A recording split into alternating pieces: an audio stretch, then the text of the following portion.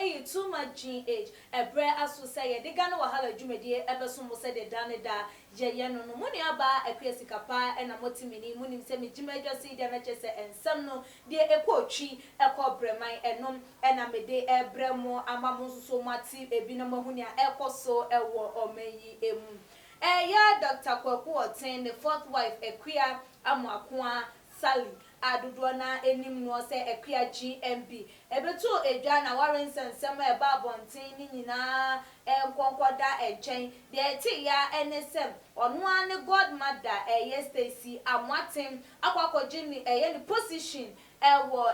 Angel TV as general manager ho enom e magana for etrini wo mo ekire wo madun wo mo kasa ye ese na de na abaye wo be feel dia for na so ne de abaya no aye awonwasem bi pa ehu ebehia se ye di ebetu edwa amamu na maye monra ensem no emu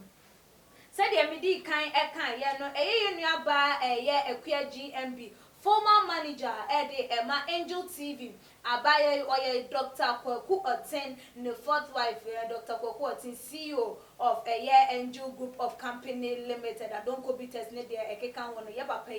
na down na the fourth wife a woman sense me ba ye ni nyina efa nuaba Efia Schwarzenegger what the allegations ebebeto wo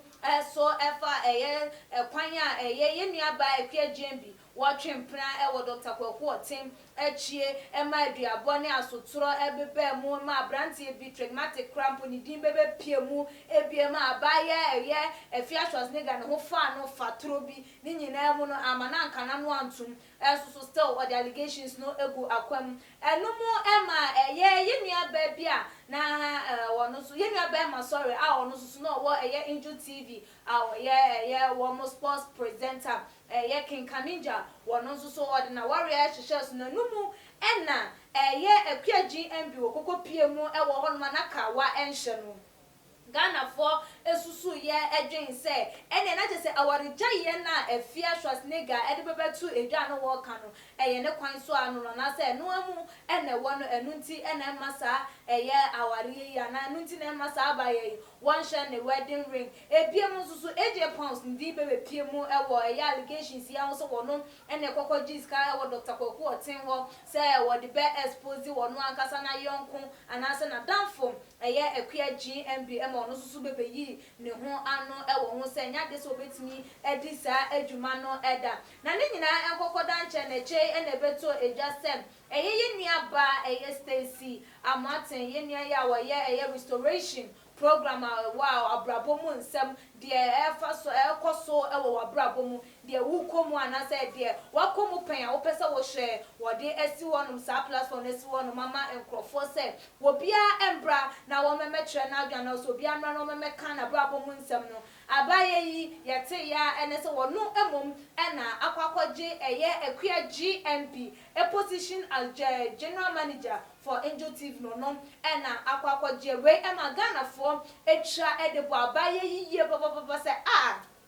oba besia wo yonko ba a position enye se bi o bi foforo mpo obi o hu as a godmother wo fa say na ade aje se bi bia ni a woni wa na eche na afei utimi ekokwaji ni dwumadi a wodie edi free ni nsa anasa utimi kokwaji ni position a ye di ama no utimi kokwaje ekokotena so se wo mum ubedi se adwuma no pa de a ene wanya ade ene ebinum se ye ni bre ene ye no ebinum se ye sika na nka ye sika nkwampo de at least nka dwen wo yonko no hawo a ebetimi de abre no because e de on papa no ewo emma wone no aware enti nka dwen ehon na so se de shares ne ekoye edema yes Stacy no ni nyina embu na bem ema wono susu ede kokoto ni Instagram page atro say ade bi wo hono ma eba wo akwam a ade a wasa wo grab on ntem because one dia unko kase because of obinti wo su nipa no na emom wo beja wo ho da bi do yonko tan wo ho pan de eno de eni Bible emu enu nti wo no de wo hu ne sem akonya ene beda ho ema no ene wo no so agye enti boni bia enimu efa kwan ana se gia waje that position no ato eso na so ni nyina mu no still Ghana for amfa anye asem na enche ye bia ene beto edwase yenya Stacy Amwatin yi woni ni kunu wo mo di wo mo 15 years anniversary wo mo ware ye wo matena se pore 15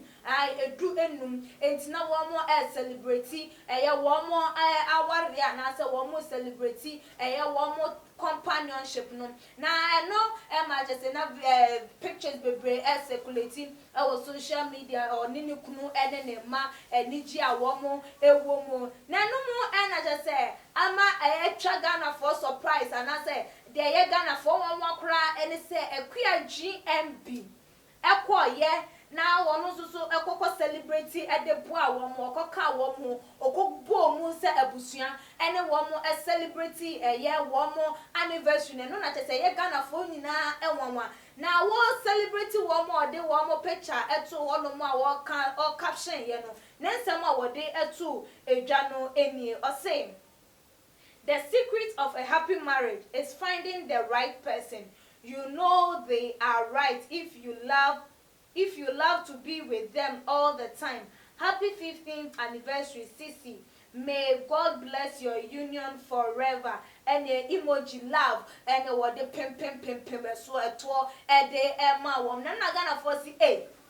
Ekia, Boko dear. Debut, or the Oya shop pass a be than our council. A homani biante. There be okay pa so obi aju position wo bi oyonko ba obi a hu ne say wo godmother waju position atna so ama ode abata abontin say opportunity e ba na ya wa say wo dream na nipa o won che ho a wo be me say so many things no crap no waje we no bebo akutia ni nyina mu no anya wo ya wa ba abontin 15th anniversary what's aba abontin aba be reshe no. As Hatcher said, the secret of a happy marriage is finding the right person. We show more senior me and Shira at the moment. A bit of say, Abayan warrior waiting. I said, there be a gunner for and Cassa, jam, yenya, and a damn for no, a j a position, a yen ya, a bit of soon as Sam,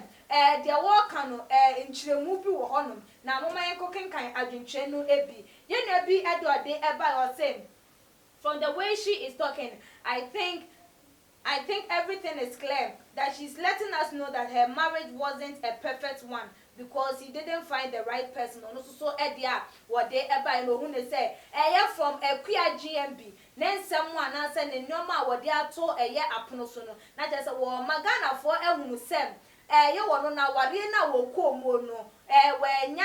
the right person because I see the secret of a happy marriage is finding the right person into who ne say abaya no when the right person nti and amana warrior go na no enkyere say wone abaya no embembenya wentwi ana say or how be empra wo mo enter to who ne say abaya no wo ka bibi pan e na de akyerem Ghana for ye na bi so de eba say God bless you says for not taking things in your heart but feeling free to do what you think is okay for you. And also so at the end when they say say abaya kwa GMB one fan sem anhwe mu na mom ofri ni pemu aye na adwen say wo ja bibia amanaka because hu ntokwa Nyankopon won ku bi emfa ema nya pepa no na wa ye na adwen say although send Stacy akwa gi ni position wa mana ha no wa mana ndi ya wonu ne mu wa ba bonten na wa be kire odo sonko e de ama ni nua no e wo ni 15th anniversary no hu ni say ne kwan so a eno no Yeni have so at the hour day ever or say, my dear, you've done well. That is all that we need from you. And also so at dear and no. I was here for way any adventure a bar a tray a fire a young bam a queer GMB a year wish or wish a Stacy I'm wanting a year happy marriage, the 15th anniversary or wish a warm good luck a shame I mean sure the mom way any adventure beer a bar at all. Also so wolf you say and a woman a year and some new AC a fire. One more eka say a GMB. What yes, I dear way said the way I Ghana for Ensusana and Jane say a be a woman, one more yarding. And answer war, because of say I don't know who they say, may not the right person and an answer. enti no so obi aba G position and answer obi aba benya adwuma eno nche se me nipa no enya atafo no wonu wo mum ene ye adwen se de wadwen e chewu esi efabia no betimi e de atu edwa e de amaye na mema remfi so won subscribe to your channel na ye share for mo abusuafo ene adofo nom ene eye munafofo enyina no mo so ehuni a ekoso ewo ye channel yi eso ebie mu so like your videos no efama you follow your Instagram page @tumagh_.